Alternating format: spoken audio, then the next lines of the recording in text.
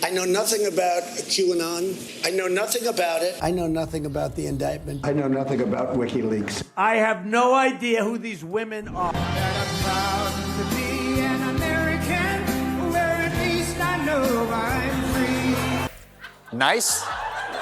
Nice and soft as you think of the judge of the Pillsbury Doughboy. He looks like a delicious angel, but his cans are full of lies, he says. Ever seen someone look like they were being held hostage by their own life choices? Well, Melania Trump may have just redefined the genre. At what was meant to be Donald's big victory celebration, the former First Lady stood there like she'd rather be stuck behind a garbage truck in July with no AC and a migraine. Meanwhile, Trump was bouncing around the stage like a kid who just discovered energy drinks, but Melania? Her face could have soured milk from across the room. Naturally, late-night assassins Jimmy Kimmel and Stephen Colbert pounced. They roasted her frozen expression with more energy than Trump files lawsuits. And trust me, they went all in. The jokes.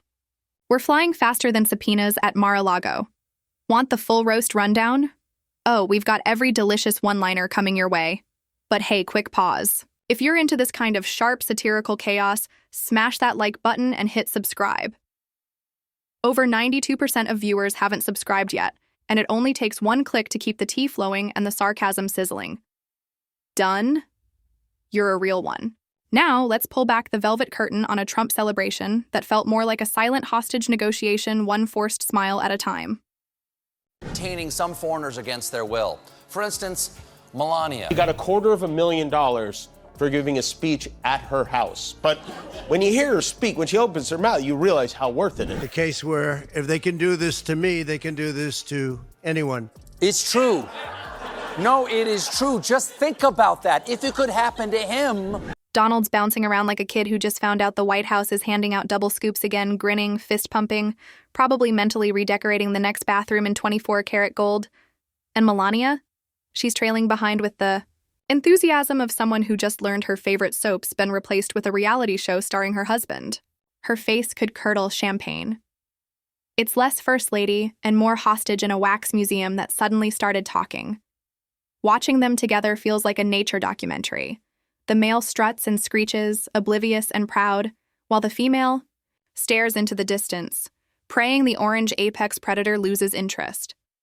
It's not a political comeback, it's a live-action satire with hairspray. Anyone who knows how to make women feel happy and hopeful, why, it's this gentleman right here. Gah! Which holiday is that for? St. Gorlan's Feast of Human Bones? At least he farted. They can never take that away from us. As the night drags on, Trump's energy is dialed to 11, bouncing around like a kid who just chugged a gallon of Mountain Dew and heard recess got extended indefinitely. Meanwhile, Melania's got the look of someone quietly scanning for a trapdoor under the stage, mentally rehearsing her escape plan. You can practically hear her inner monologue. Should have read the fine print on that prenup and the fire exits. Naturally, the late-night legends couldn't resist the free material. Jimmy Kimmel, always the sniper, landed a direct hit. I haven't seen someone look that miserable at a celebration since Mike Pence found out the open bar only served different flavors of Milk Savage. That joke hits harder than trying to high-five Trump without a magnifying glass to locate his hand. And if Colbert were to weigh in, he'd probably smirk and say, it's like watching Beauty and the Beast if the Beast sued Disney, stormed the castle, and demanded ketchup on everything. Mr. Trump, I've got your results right here. How do you live? Your blood type came back as honey mustard. You're announcing the launch of Trump coins, a true symbol of American greatness. Wait, what was that? How has your life changed over the last 3 weeks? It's incredible, and we are very, very busy. The life is... But Kimmel wasn't done. Oh no, he doubled down. He compared Trump's victory lap to a toddler who just raided the cookie jar, blissfully unaware that the crumbs smeared across his face are a dead giveaway. Can't you just picture it? Kimmel. Nailed it, little Donnie, standing there with chocolate all over his mouth, pointing at the dog like it was him, and then came Colbert, never one to let low-hanging comedy fruit go unplucked. He zeroed in on Melania's icy expression and delivered this gem. Melania's face was so frozen, I thought she'd been hit with one of Trump's imaginary wind turbine cancer rays. Now that's a burn hot enough to melt through her frosty force field. And folks, this comedy goldmine, it's nowhere near tapped out. These late-night legends are loading up punchlines faster than Trump stockpiles expired spray tan bottles in his Mar-a-Lago bathroom. So buckle up, because if this circus keeps rolling, the jokes won't stop until someone finally installs a mute button on the ex-commander-in-chief.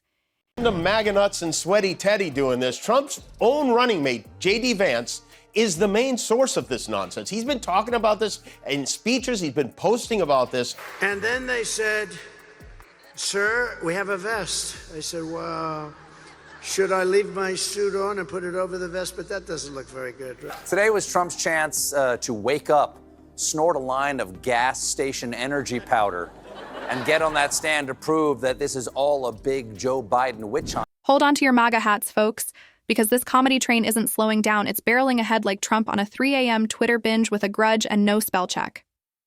The late-night assassins were just getting warmed up. And the zingers? Coming in hotter than a spray tan meltdown under the Florida sun, Jimmy Kimmel, ever the sly sniper, took another swing at the ongoing Trump-Melania freeze fest. Melania looked so unhappy, I thought she was being forced to watch one of Trump's speeches on loop. Brutal.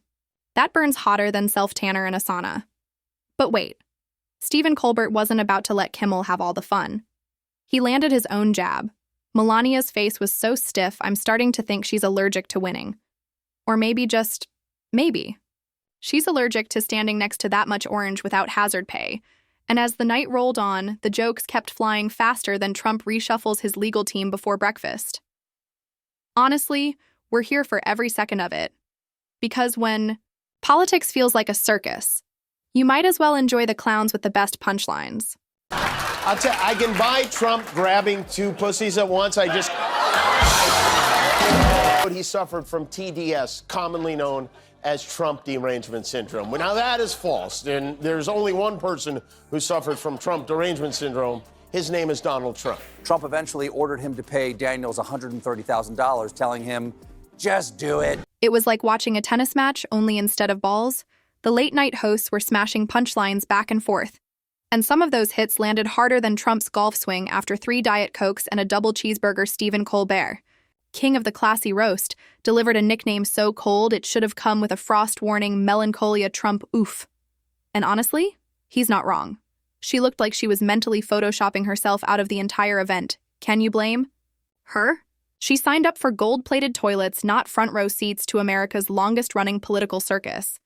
But don't touch that wig glue just yet, because the internet theories about Melania's mood spiraled fast. Was she dreading 4 more years of pretending to care about cyberbullying?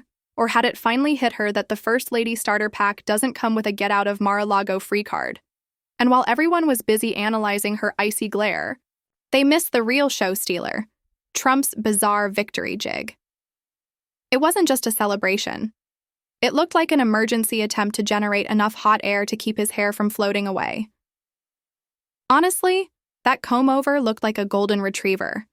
Lost a battle with a cotton candy machine. So there you have it.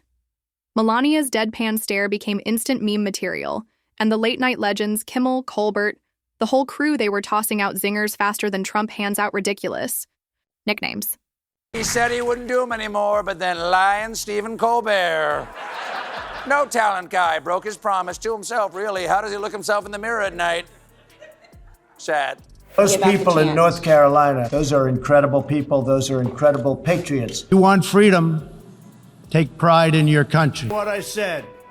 No drugs, no alcohol. Have a good life. The American dream is dead. But hey, the next time you're stuck at a painfully boring party, just channel your inner Melania, stone face, dead eyes, and a vibe that silently screams, I'd rather be anywhere but here. Who knows?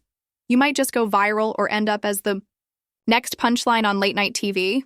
Just make sure to practice that send help expression in the mirror first. Because in the wonderfully weird world of politics, one well-timed frown can launch 1,000 memes. And speaking of memes, if you thought this was hilarious, hold on to your hairpiece because up next, things get real. Trump goes mad after Jimmy.